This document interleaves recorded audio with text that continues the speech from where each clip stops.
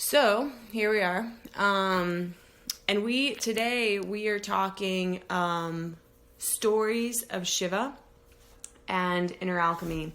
And this past week in classes, we did this sequence that was really designed to shift practitioners' energy.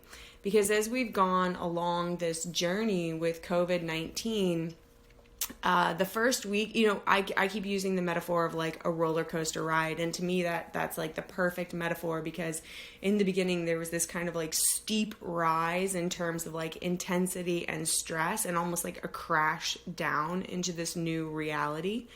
And then everyone went through these twists and turns of emotions, just kind of dealing with it, whether that was stress and anxiety or just busy.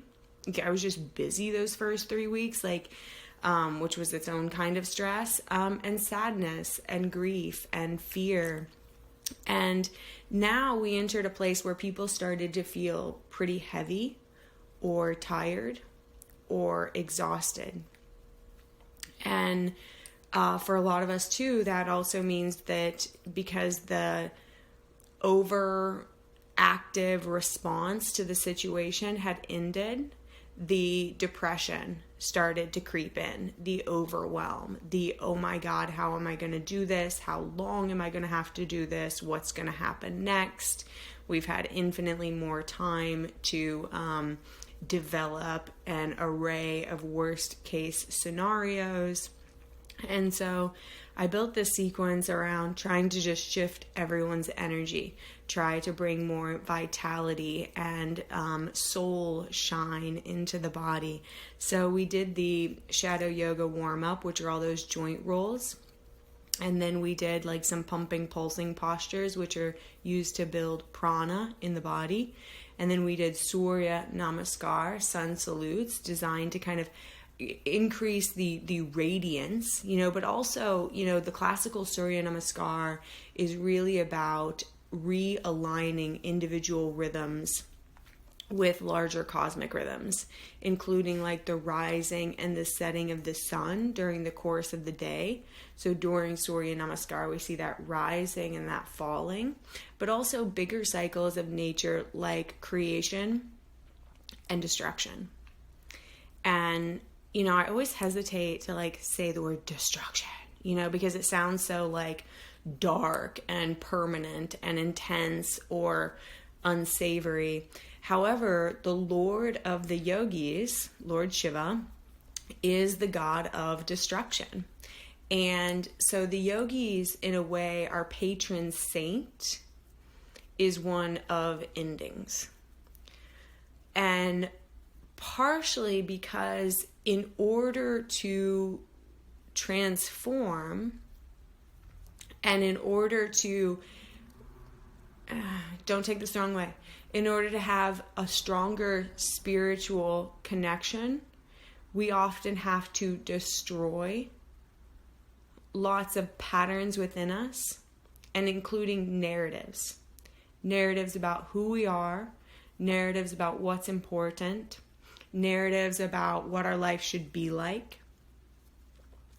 And one of the big myths that we all confront is that we are our limited personality or our circumstances or this kind of one separate being. And that's something I think the whole human race is really contending with right now, is we're like a connected organism. And for some people, that inspires a sense of greater connection. Let's help one another. We need to take better care of one another.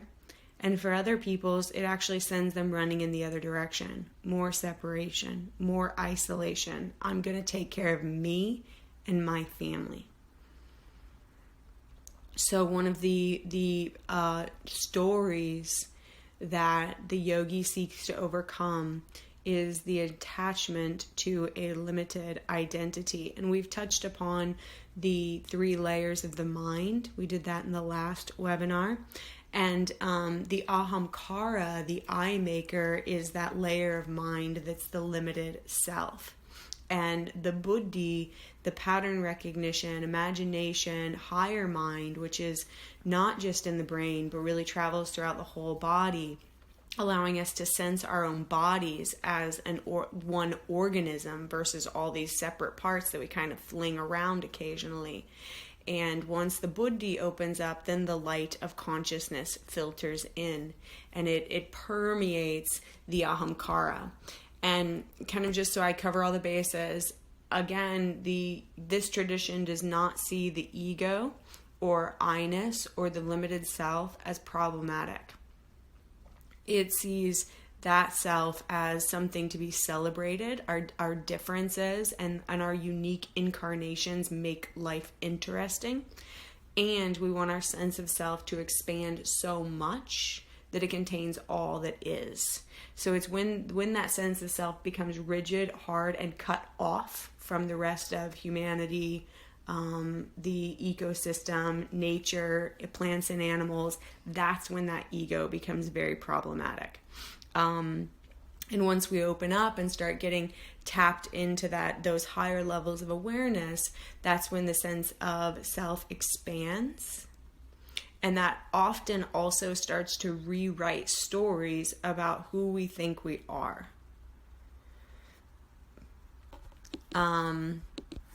Now, that kind of rewriting of stories and narratives about who you are and why you're here can create a sense of death for the ego or the identity. And I've had this happen. I had this happen last year in a very profound way, to the degree it was actually quite frightening. And Adyashanti talks a lot about the sense of death that can come with some of these identifications and stories about ourselves falling away. And that's also why a lot of the yogis were often seen in like the cremation grounds or areas that were pretty wild, because that sense of self, dies, and the yogis would want to be well acquainted with the process of death and dying and transformation. And hence we get Lord Shiva, the Lord of the Yogis, as our patron saint. Now, Shiva has an interesting story. The gods, when you, as a history person, I like to you can even track the history of myths. So Shiva really shows up in the beginning as Rudra, a storm god in the Vedas. And then Shiva becomes like the Lord of the cremation grounds. And as the Lord of the cremation grounds, he's on the fringes of society. He's often seen covered in ash. His companions are ghouls and goblins. So, he's not like Vishnu. He's not like Krishna, who's everyone's favorite, and he plays the flutes and everyone follows him around. Shiva's a much more wild and untamed character. And even like the process of practice in a way rewilds us. A lot of the stories and narratives that we get bound by are culturally and socially imprinted upon us. They come from our family of origin, but also like the countries and societies we're born into.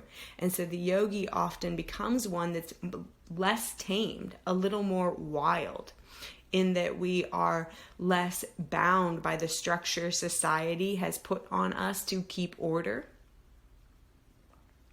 And also that taps us into a lot of freedom and raw power, what the tradition calls Shakti.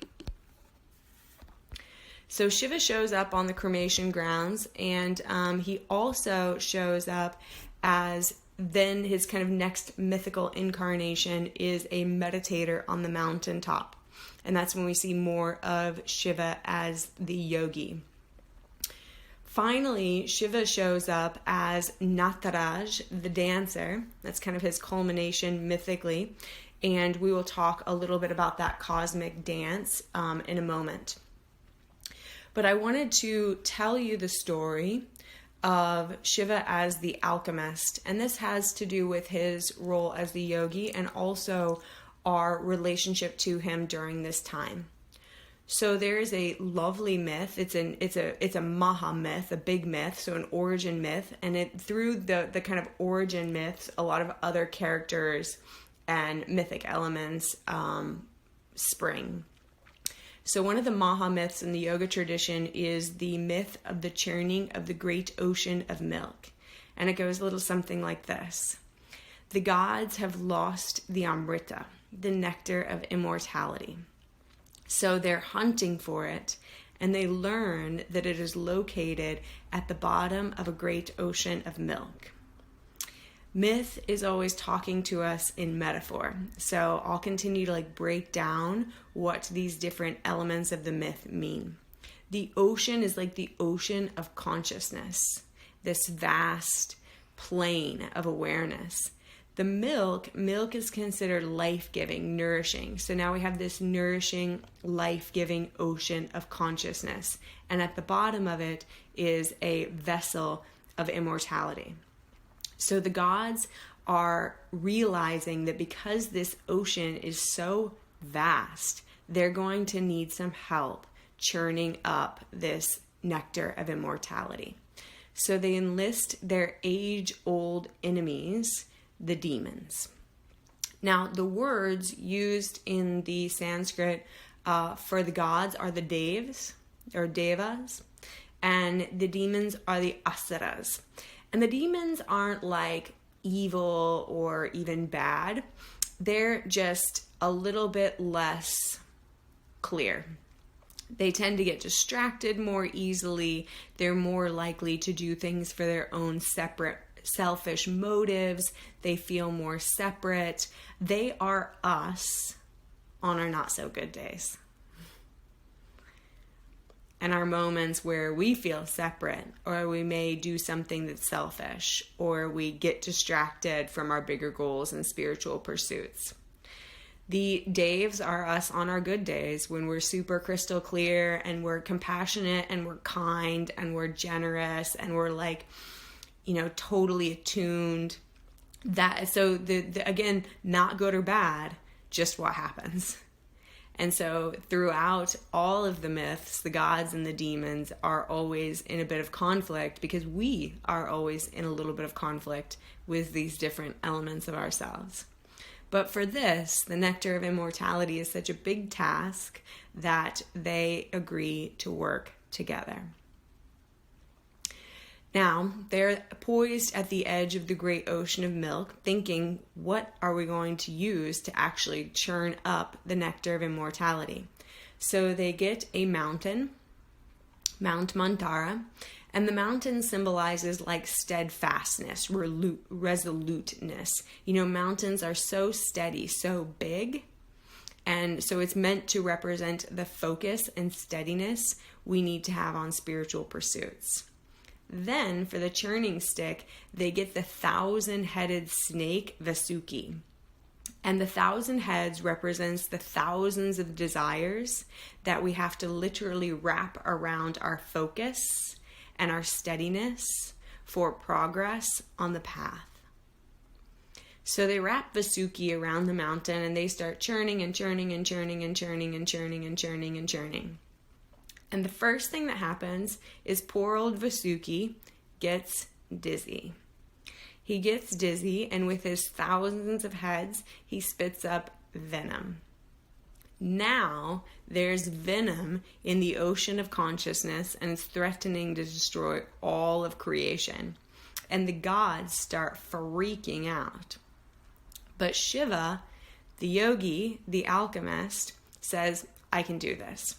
So he actually swallows the poison, holds it in his throat, and transforms it.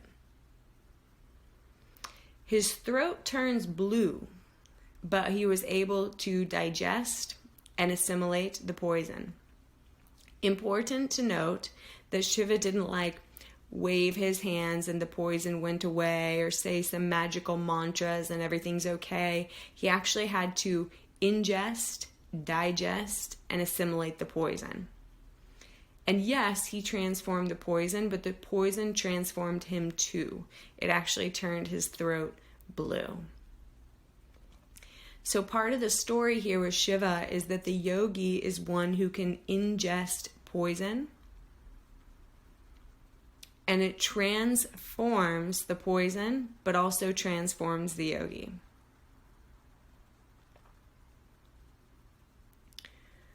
The other thing to note is that the first thing that happens once the gods and the demons really start working together, kind of full steam ahead with this work of churning up the nectar of immortality. And the nectar of immortality, we can translate to that like the goal of getting in touch with your own truth, with your own spirit, with your own heart, with your own awareness.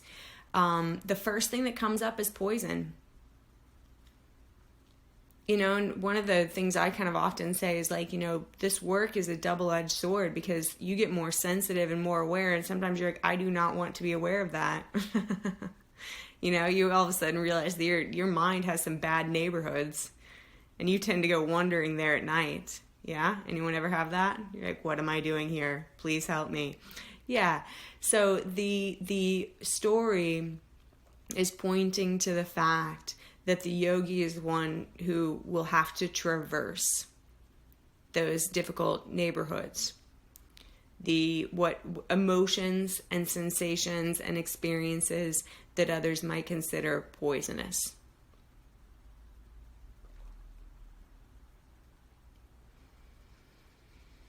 Now, the churning of the great ocean of milk myth goes on and on and on, and they eventually recover the nectar of immortality.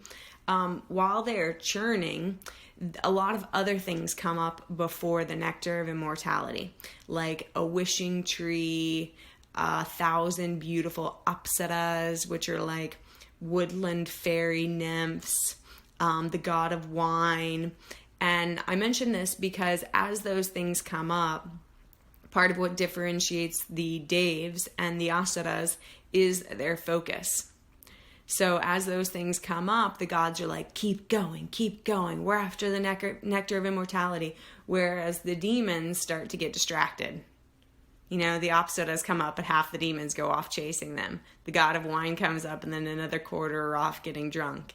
You know, so the part of us that's able to stay the course is the one that we want to cultivate and remember, especially when we tend to face distractions. And, you know, for me during this time, like, lots of intense emotions have come up, as I'm sure it has for you. And part of what the myth reminds me to do is to stay with the tough emotions.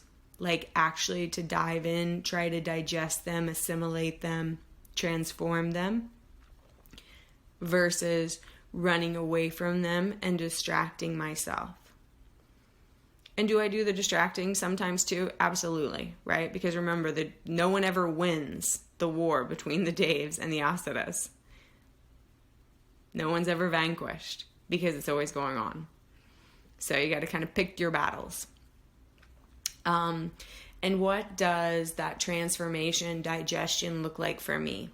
I'll give you a concrete example.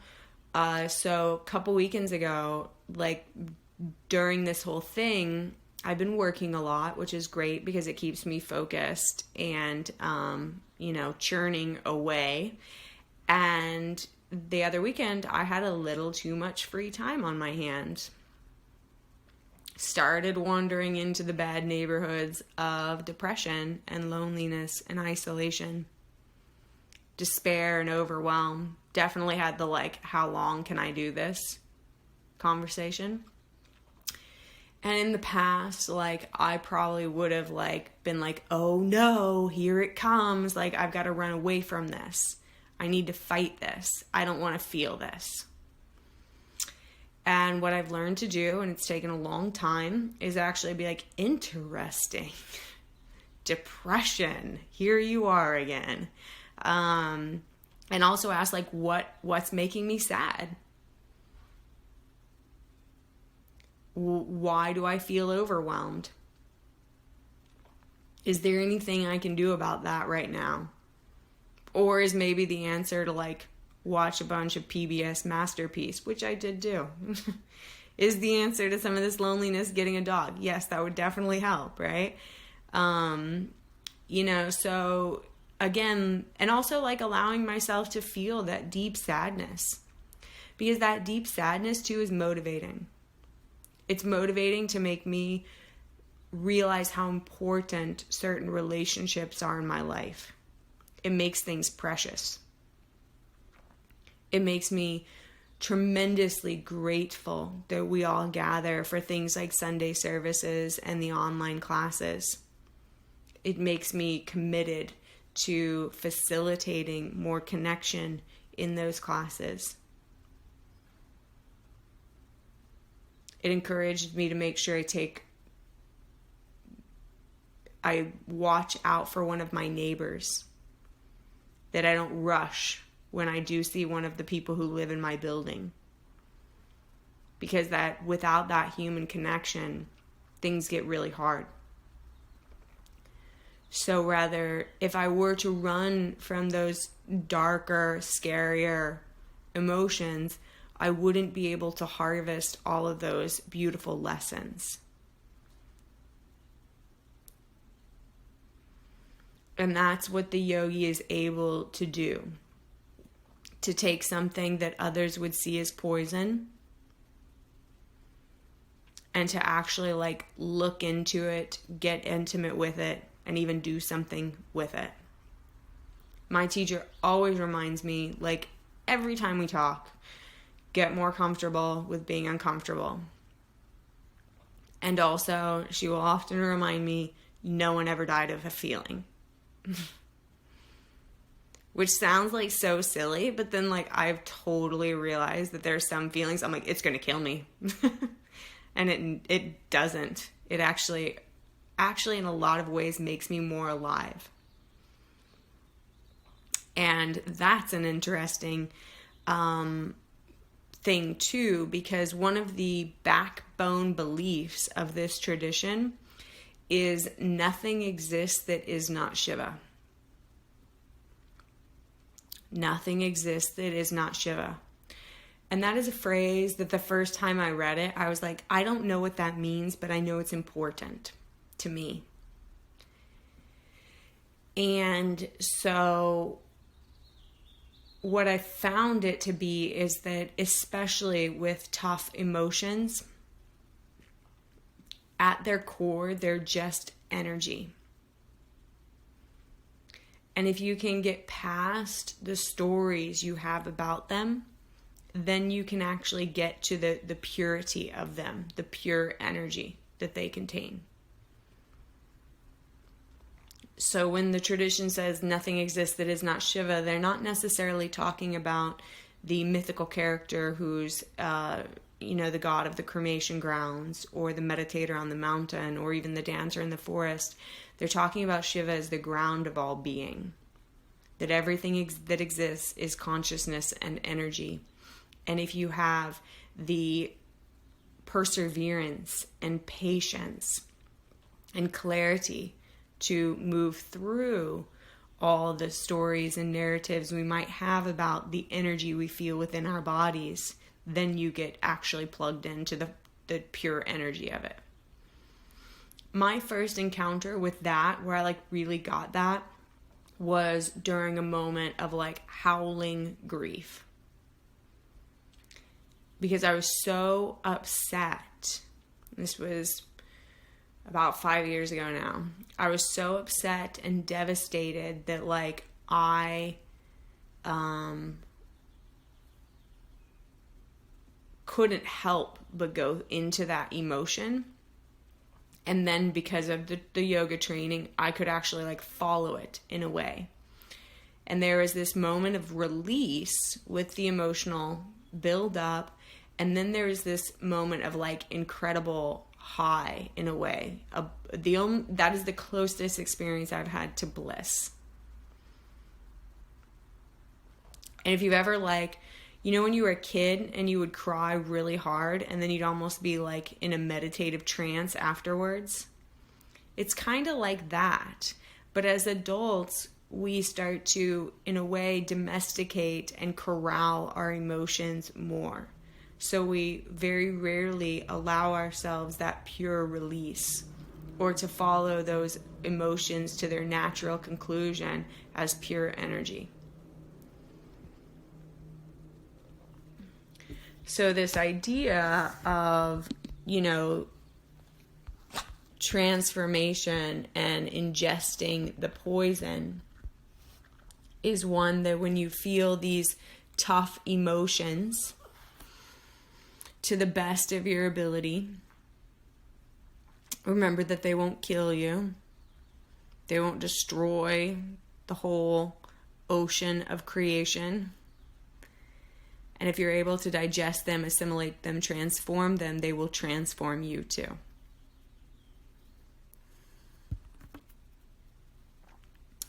So that is, Shiva as the alchemist in the myth of the churning of the great ocean of milk. Now I want to mention one more thing before we move on. This also goes along with, some of you have studied the pure motives for practice. And pure doesn't mean like perfect or good so much as it means honest and effective, versus the impure or misaligned motives for practice. And one of those is that we practice to feel good. So practicing to feel good, the tradition would consider that a impure motive for practice, because if you only want to feel good, you will often avoid the difficult emotions like we're talking about. And this leads to, if you've heard the word spiritual bypassing, or I often use the phrase glossing things over with a thin veneer of positivity. And the way we transform that impure motive, practicing or doing things to feel good, is that we become more devoted to truth. And to know the truth of our own being, often requires that sometimes we wrestle with really hard things. But that leads to, again, that capacity to kind of pierce through the surface of the emotion and get to the pure energy of it, the ground of all being. And speaking of practicing to feel good, we're going to move on to another Shiva myth, and this is Shiva as Nataraj, the dancer, the cosmic dancer. And in this myth, Shiva goes and kind of torments these, what are known as the pine forest sages. And the pine forest sages, everyone's always like, why was he kind of picking on them? And my teachers would say Shiva went to pick on the pine forest sages because they were doing a lot of things to feel good, more dedicated to good than truth. And they were going about their rituals, and they were really comfortable. And comfortable can often lead to complacency. So Shiva goes down to shake things up a bit. He's the god of destruction. Why not? And Vishnu is like, that sounds like a lot of fun. I'm going to go with you. And Vishnu is frequently dressed up in drag, and then he's known as Mohini. So Shiva and Mohini go down and kind of mess with the pine forest stages, and it ends in this culmination of Shiva doing the Ananda Tandava, the dance of creation. And if you've seen that gorgeous statue where it's like a ring of fire, and then Shiva's standing on one leg, one of his hands goes across his heart, and then the hand actually points to the big toe. And this particular statue and icon represents Shiva and the cosmic dance of creation. So kind of each element has a lot of symbolism and meaning. The ring of fire and water represents kind of the endless cycles of creation and destruction. In one of his hands, Shiva holds the drum of creation. In another hand, he holds the fire of dissolution. Fire is always associated with transformation, because it tends to change the structure of whatever it touches. Now, the arm that goes across Shiva's chest is said to be concealment. It's concealing the heart of the matter. And the hand points to the big toe. The big toe is representative of the guru, the teacher. And so it's like, even though it seems like the heart of the matter is concealed, he's pointing at the big toe. It's like what you seek is literally right underneath your nose, as close to you as your big toe. So then the hand pointing at the big toe is revelation. So reminder. The last hand of the four hands is up in a gesture known as Abhaya Mudra, which means fear not. So that gesture, it's like, even though there's this wild kind of crazy dance of creation and destruction going on, fear not. Even though things may seem dark and concealed, comfort, teachings, wisdom is right underneath your nose, as close as your big toe. And then the leg that Shiva stands on in that icon is always like bent, right? So it's very dynamic. That kind of angle and quality to it shows that he's in motion. Like things are moving, things are happening in this dance. And if you envision this compared to the icon we see for most other deities of them sitting, or like one leg in like a lotus and the other leg on the floor, that's like about as much motion as we get in most other statues. So the Shiva Nataraj is really unique in how dynamic it is. Now the leg that's standing is meant to represent preservation. So we have cycles of creation, preservation, destruction. And then he's always standing on this little guy who looks like he's trying to like wiggle out from underneath Shiva's standing leg. And that leg, or that creature underneath him, is said to be Apasmara. He is representative of ignorance. Note that ignorance has a place in this whole dance of creation. He's not dead. He's not flattened by Shiva. He's always trying to like wiggle and claw his way out from underneath Nataraj. And so what that is trying to tell us is that misseeing, misperception, ignorance is always part of this game. The tradition says the root cause of suffering is avidya, misseeing, misperception, also often translated to ignorance. What are we ignorant of? Ignorant or misseeing that there are always cycles of creation. How many of us do not want to believe that? Like, really? You're like, I would just like everything to keep going up and up and up. Yeah, Carrie says ignorance equals denial. To a certain degree, it can mean denial, but it's bigger than denial. Like, we often want to deny that destruction is a part of the cycle, deny that death, sickness, illness is part of our reality. And ignorance is also like ignorant of your true nature, the eternal quality of the spirit and the soul. And in our last talk, we did a meditation where you tried to tap into the part of you that's been looking out from behind your eyes your whole life.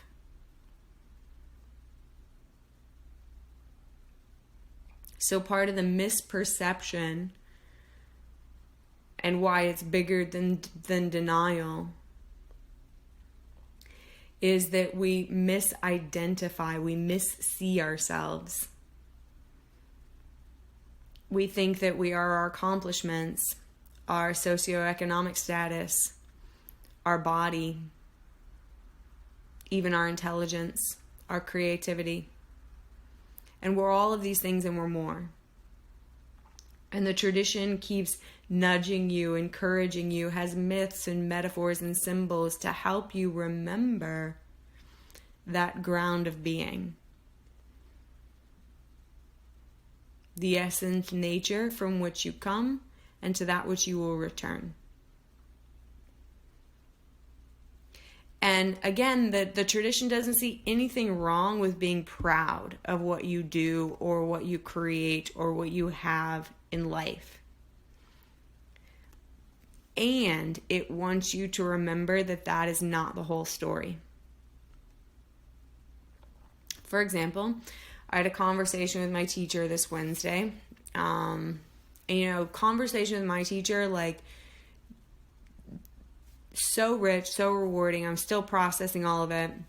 And she was like, "Where are you?" I'm like, "I have zero bandwidth." I'm not like, I cannot handle anything complex. And she goes, "Okay, let's talk about the tantric perspective, the yoga perspective on death and illness," which sounds heavy, but it's also like really useful right now. And one of the things we talked about, how in this culture where we put so much value on who we are and what we do in the world, we missee our identity as our productivity. That what we're experiencing right now gets super challenging because that part of our identity for most of us is either stripped away, taken away, or significantly diminished. So, for example, and I've heard this from students too, because of the circumstances, the stress, or like work just literally fell out from underneath you, like the floor dropped out from underneath you. And one of the things that's super hard for people right now is like they may have lost their job, restaurant closed, industry closed, whatever, and they can't really go do anything about it, which is a feeling of like, I'm sure, helplessness and hopelessness and overwhelm. So the identity that we have as a go-getter and bootstrap and I make things happen for myself and I get things done has been taken away. We can't go do that. So then people suffer. They feel guilty. They feel bad. A lot of students this week have commented that they feel a little bad because they haven't been as productive as they want. They're not getting as much done as they envisioned or intended. So this is a misperception about our identity that's related to our value. So because we can't get as much done or do as much, or maybe our job or status or income has been impacted, sometimes we then devalue ourselves. Like we've almost like got this scale in our brain of like when we're valuable, and because certain things have been taken away from us, then we feel less valuable or less worthy or less whole as a person. So this is a misperception and ignorance of what gives you value. And the tradition seeks to direct us to the fact that we have value because we're alive. You have value because you're a human being. The value is in your being, not your doing.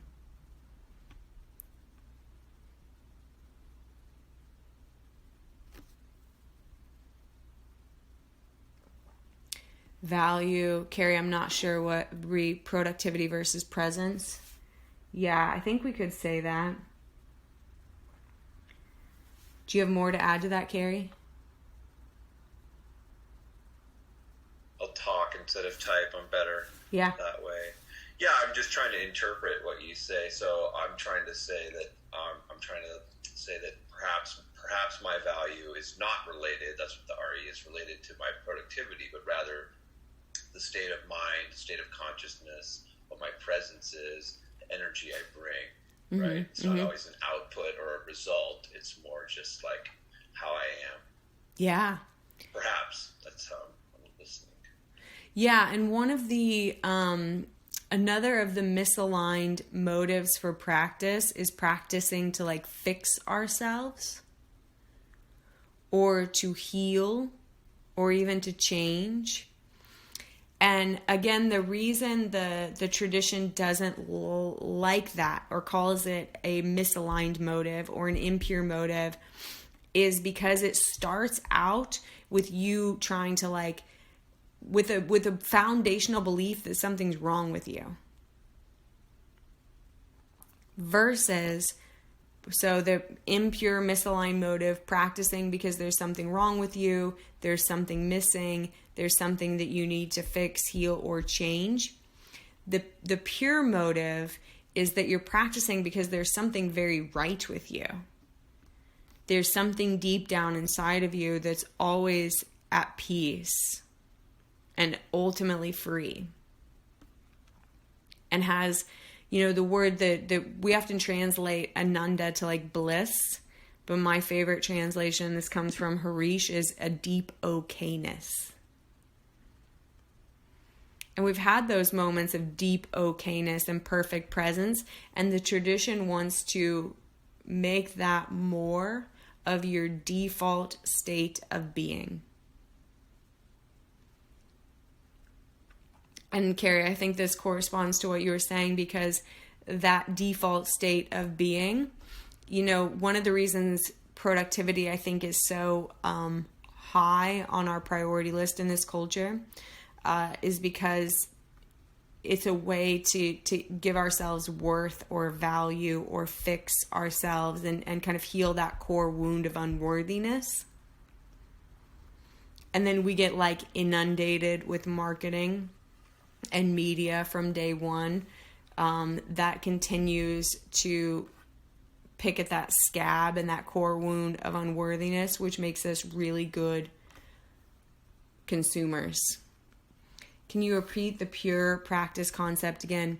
Yeah, so the tradition says there are, and the word they use is pure and impure, and it's to me it's important to use those words because they have major implications in deeper philosophical study, but they are words that can be triggering for people, and I acknowledge that.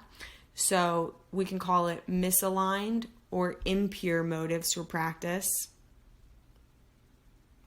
versus aligned or pure motives for practice. The tradition differentiates between these two because they're like, the impure motives for practice just aren't that effective. Everyone begins with one or all three of them.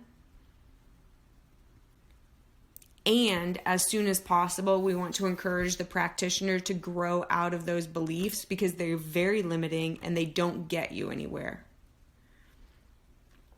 And one of the things I talked about in classes this week is like, this tradition is very, very focused on being effective. And that's how we end up with things like impure versus pure motives for practice. Is like, these don't get you very far.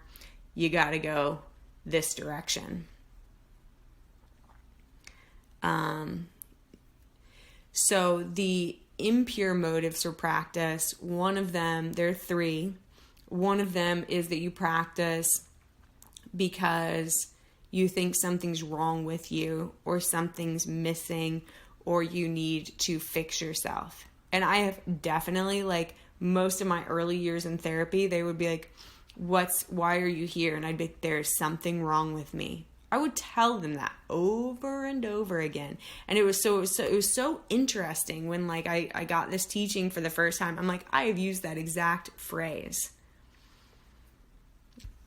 And again, this is a deeper philosophical conversation, but one of the things the tradition says too, and those of you who have studied the malas with me in yoga club know this. So that's where the impure, pure thing comes from, is the malas, which mean like impurities. They're like stains on the mirror of the self. They cloud our vision, so we can't really see who we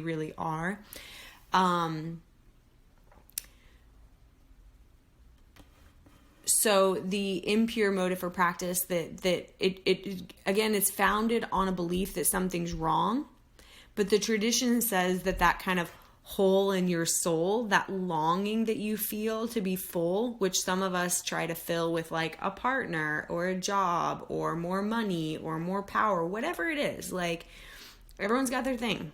I got a dog, right?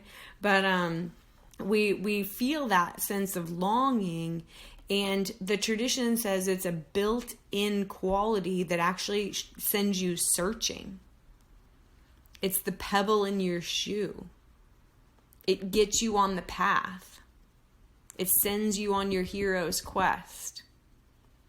You don't move if things are all good and fine and comfy, and that's why Shiva went to mess with the pine forest sages. Too comfortable. Not learning and growing anymore. So that idea that something's wrong, something's missing, you need to fix something, it puts you on the spiritual path. And then as soon as possible, we want to kind of flip that around and say, nothing's wrong. That's actually just like the call home. It's like your kind of mother whistling in the distance. And now it's time to like start moving towards home. To realize that there's something deep and right and perfect and whole within you. That's the reason you know that there's more out there. And then the tradition is designed to get you in touch with that. But you've also got to be aware of when you're operating from the like, something's wrong, something's missing, I need to fix this. Very difficult, right? That's why Abhasmara, the little demon guys, always wiggling and trying to crawl out from underneath Shiva. Never quiet, never dead, never still, right? Always wrestling with it. The other impure motive is the idea that you practice or do spiritual practice, meditation, whatever, to feel good. And the reason that is problematic is because sometimes the things that are good for you don't always feel good.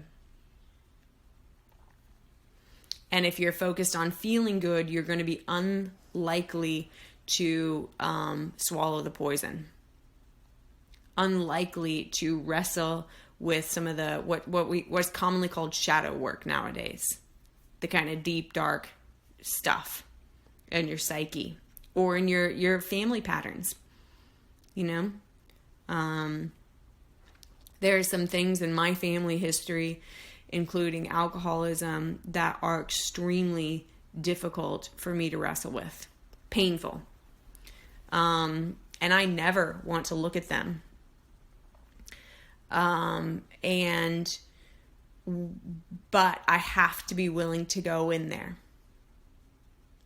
to be able to work through some of what feels like, you know, baggage from my grandparents.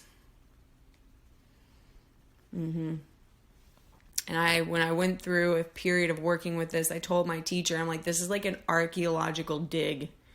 And like 10 years ago, we got out the bulldozers. I'm like, but now I'm like digging through some of these stories and patterns with like tiny little tools, trying to eradicate some of these subconscious programming that, you know, create certain situations in my life that I'm like, I don't want that anymore. So for me to be able to like actually have a more aligned reality, I have to be willing to go look at all that stuff and dig through those patterns. And if I wasn't willing to do that, then it's the slap a thin veneer of positivity on it, go on with your day, and then you're like, why do I keep ending up in these same situations? I feel like we're on this dig with you, Alison, where we get to look over your shoulder, and then every once in a while you say, okay, here's a few tools, and here you can go examine this as well, and we'll see. We'll play with that a little bit. So I appreciate you digging. Oh, yeah. Yeah, and I dig because the people before me showed me, you know? And the teachers who I admire the most are the ones who I knew the most about their personal lives. because that's where the rubber hits the road, right? You can do all the fancy poses in the world, but I've known a lot of people who do fancy poses and have rock star status, and I wouldn't actually consider them to be healthy inside. I've got some things in the chat, so I'm going to jump in there. Okay. I like Carl said, deep okayness makes sense because sitting and being with our sadness can be deeply okay, but we might not categorize it as bliss. Yeah. And there's something like, I get that translation of like ananda to bliss, because the times when I've been deeply okay, it is blissful, but it's not ecstatic. It's not joy. It's very quiet, very calm. Sarah says, what about yoga and dealing with addiction? If you have any addiction things, and this is something I have had to explore a lot, and I'll give you guys, this seems to be a hot topic, so I'll give you a little bit of my story. I totally quit drinking when I was 24, and spent seven years I did not touch any alcohol. And again, because of my family history, and I don't have like some violent, crazy history. I have a history of like super scary functional alcoholism, right? Where like, that's what you do to have a good time, but it is a numbing technique. And I was like, I do not want to live like that. And so I quit. I didn't touch a drop for like 7 years. Then I started drinking a little bit of wine, and then I don't really drink that much anymore, but I can have like wine with my girlfriends and be fine, right? Which was something I wanted. I don't think that's the right relationship with everyone, for everyone, but it was something that I wanted to be able to have, that type of like ritual. Alcohol since then has shown up like in my life in other ways, which was why I needed to go in and do some of these deep excavating things. Partially because to love my family, I had to normalize their behavior. Right? And then I've had to since make a distinction of like, I can love you and I can still say, I don't want that in my personal life. You can do that. I don't want that in my house. I don't want that to be a part of my like normal operating procedure, which like I had a hard time making that distinction.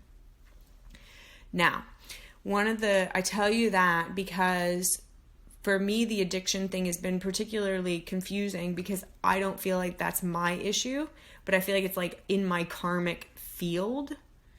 And so that led me to studying a lot about it from different sources, but I think the most powerful person to learn, if you have any questions about addiction, is Gabor Mate. And Gabor Mate is an MD, he's Canadian. He worked with drug addicts in Vancouver for years and in palliative care. And one of the things he always points out is like, any type of addiction started as a coping mechanism. And it's just become problematic over time. It's just not working anymore. And so his thing is, he always asks not why the addiction, but why the pain. What is the pain you're trying to cover up by that behavior? And so then this goes back to that first story of Shiva. What poison are you unwilling to ingest so that it's seeking you to numb and ingest another poison that keeps you away from that first one? What are you unwilling to face or embrace?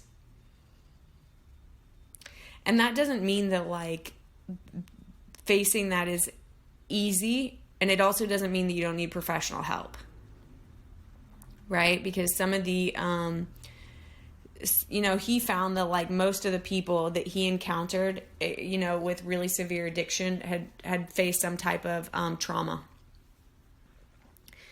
And trauma gets really tricky, and I think there's more and more like really good conversations happening around trauma. Bessel van der Kolk's book is like not for the faint of heart, but really powerful. It's called The Body Keeps the Score. And it talks about how trauma gets like stuck in the body basically. So that's why things like the EMDR, the eye movement, desensitization, I forget what the R stands for. Jane, can you help me? Reprocessing. Yes. Thank you. So that's why that type of like, therapy can be really effective for people, as it helps get it out, journaling, movement. That's why yoga helps a lot of people. And there have been a lot of 12-step people involved in yoga too. So with trauma, addiction, anything of that nature, I think Gabor Mate is a genius and super compassionate. And he's also like not just for drug and alcohol addiction, but he talks about his own kind of like trauma as a child born during the Holocaust, Jewish child born during the Holocaust, and how his mother, they were in Budapest, and his mother handed him off to a stranger for a couple weeks to protect him. But as a baby, you can't process that. So, he believes he internalized that as like, something's wrong with me. And so I'm going to find ways to make people need me. So he became a doctor, because when you're a doctor, everyone needs you all the time. You're always in demand. And, but that also had, certain negative consequences on his family and, his children, because he had this addiction to being needed and wanted in his workplace. So he has this really beautiful, compassionate perspective on addiction and trauma. And, to me, his perspective has a lot of space around it. So, we're able to do exactly what the yoga tradition encourages, which is like, instead of keep traveling and chugging down that road of like, something's wrong with me, gotta fix this, we're able to say like, wait a second, why am I doing this? Oh, it's to fill that need, or oh, it's to address this ache in my heart. Is that actually going to work? And if it's not, then you have a choice. You're able to transform, and that's kind of that beautiful quote from Viktor Frankl, that between stimulus and response, there is a space. And in that space lies your freedom and your growth.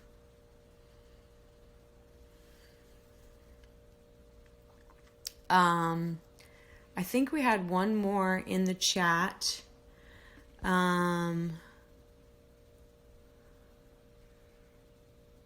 Yeah. Perhaps a discussion for another time, but thoughts on meshing the reality of life as represented by Nacharaj and the desire to help alleviate suffering for others in the world. I understand. Can you give me a little more on that?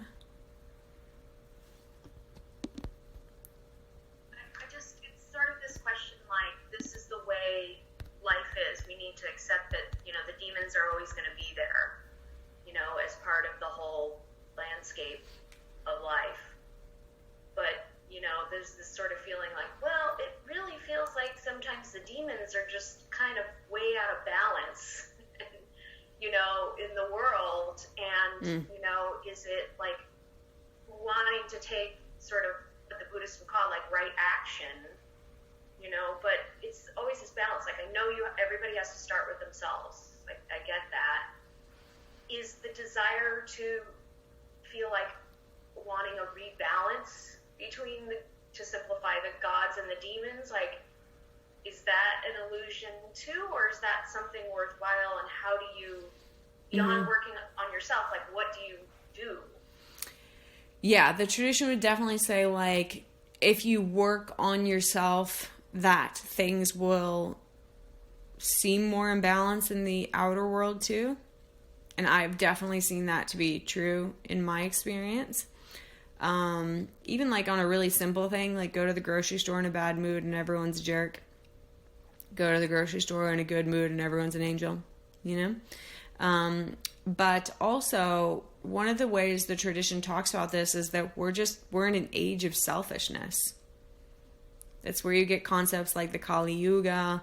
And, you know, last time I talked about Durga, how when the demons, when the asuras, when selfishness and greed and the delusion of separation have taken over the world, that's when the goddesses called in. And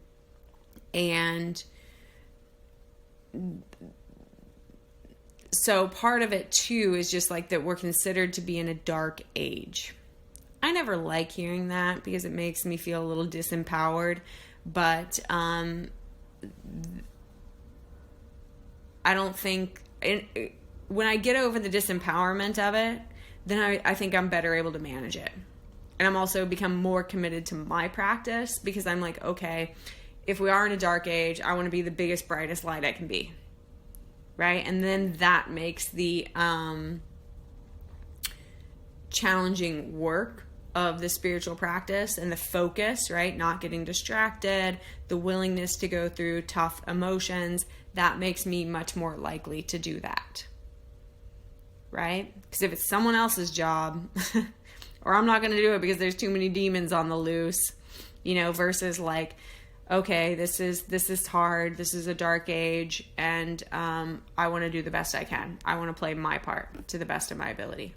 So, but I always struggle with the like overwhelm, depression, burden of that.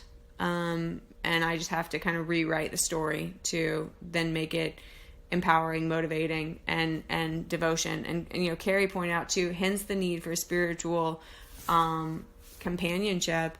And that's actually why I wanted to do these, was because I was like, I want to talk to other people who are interested in talking about how to be better during this. I want to have conversations with the community about how to use yogic wisdom, because I always like actually miss the I've never really liked church, but I like the idea of church, right? I'm like, yeah, it would be awesome to go somewhere and get like uplifting spiritual messages on a regular basis and have someone kind of like be your cheerleader and like, you can go do this. We know the world is dark and scary, but with these messages, it's going to be better, you know? And I actually like thought about going to church recently before all this happened, but then like I'd read and I'm like, oh, that's not the place for me. Like, we're not going to do well there. So hence, you know, me doing this is because I think it is really important. And you know, but even like before classes in the kind of virtual space, one of the things I've been doing is checking in with people, because I know our conversations together are very different than the conversations I have with anyone, you know? Even like my close friends, we're not necessarily always talking on this level. But to feel like there's some other people who want to hold the torch of clarity and connection and compassion can help bolster your spirits too. Is that helpful at all? Yeah. Acceptance of the fact that there are a lot of demons on the loose, and stay on the path. Yeah. Yeah, and I think have your sangha. Yeah, definitely. And I'm going to say something that might be wildly unpopular, but I'm going to say it anyways. I think this is also why it's very important for those of us who have a spiritual background to be politically active. Whatever that means, you know? Because part of the problem is, like, I don't go to marches or rallies. That's not what I'm talking about. That is not my thing, right? Like, I don't do well in crowds in general, whether it's a march or a rally or a concert, you know? However, you know, we need leaders. We need to support people, and we need to have, we need better leaders. And so I think that's what I mean by that. I don't know how we get there. I'm still working on figuring out how do I contribute to that in a better, more meaningful way. But that is also part of what I think the spiritual community has been way too focused on compassion and love and let's make the best of whatever situation we have, versus saying like, this is not aligned with our values. I'm not going to support this. I'm going to make a ruckus. And I'm much more in the camp of like, I'm not tolerating this type of behavior anymore. And so, you know, that's not a battle I want to fight. These are not conversations I want to have. But at the same time, in terms of like right action, part of right action is like, how do we show up in the world and how do we, participate in the structure of leadership in our society, whatever that means, right? But I think that that's also a way to take some power back. I know we are over time, but we've had this kind of awesome little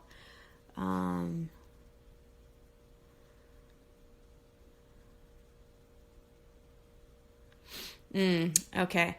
Laura, I like this. I feel like it's hard balancing the ideas of being motivated and working on yourself and also sitting and resting in a tough space. Seems like you need to do both. Yeah.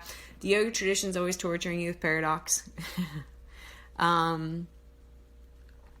Yeah. And one of the ways to tease that out too is like the motivated and working on yourself. Just if that is coming from the place of, something's wrong with me and there's something I need to fix. I need to work on myself to fix myself. I need to work on myself to clear up what's wrong. I need to work on myself because I'm not complete as I am. If you can shift that to like, I'm doing this to sit and rest with the part of me that's already deeply okay. I am doing my practice to connect with the part of me that's already whole, the part of me that doesn't need to work, the part of me that's pure presence and being. Then it feels less like like that I need motivation and work so much that I need the sitting and resting to get in touch with that part, right? So I think that part of the way that seems less like a chasm is when you are more aligned with the motive.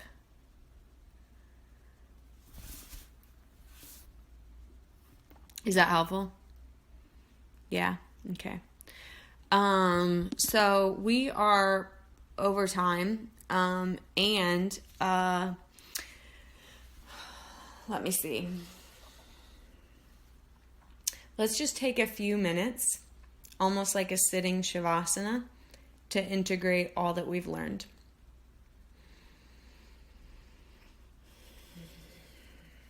So sit in whatever way is comfortable. I will not be sitting comfortably because I have a squirming little pup on my lap who is like half hanging off my lap, but like I'm afraid to move her because that might totally ruin these last 3 minutes, and we've just got 3 minutes. But once you're in a seat, close your eyes.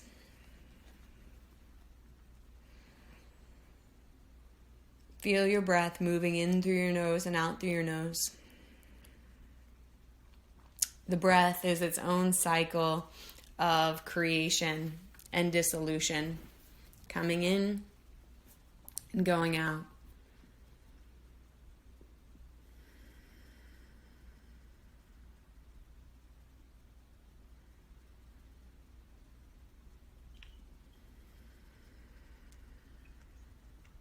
And just take a moment to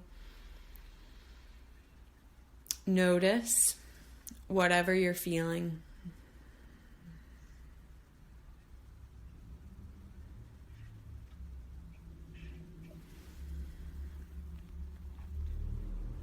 Notice any tendency to push it away.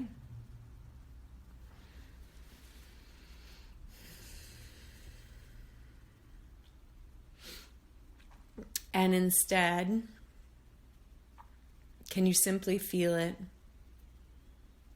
Can you notice the purity of energy behind it?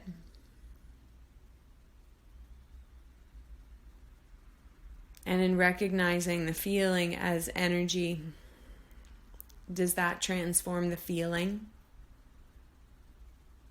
and also your experience of it.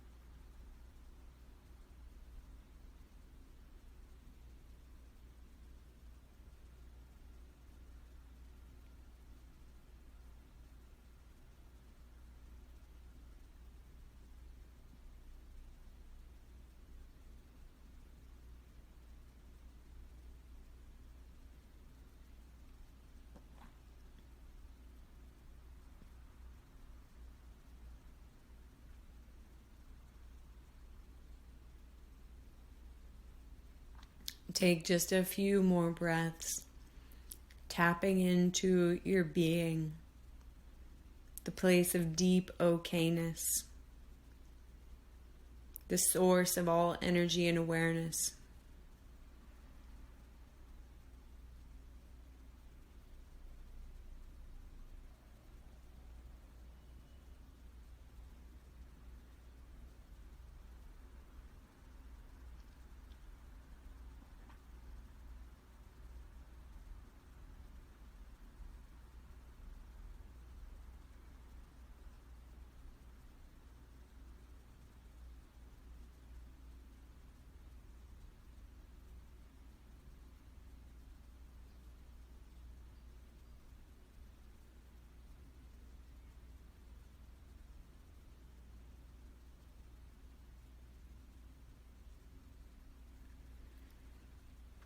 And then bring your palms together or place the hands directly on your heart. And we'll close with a moment of appreciation for the community with which we have to gather, for the time you have carved out to learn and grow and gain perspective on this challenging time, and also for the tools that have handed down from teacher to student for literally thousands of years in order to be an aid and a balm and a boon during times just like these. Thank you all so very much. Namaste.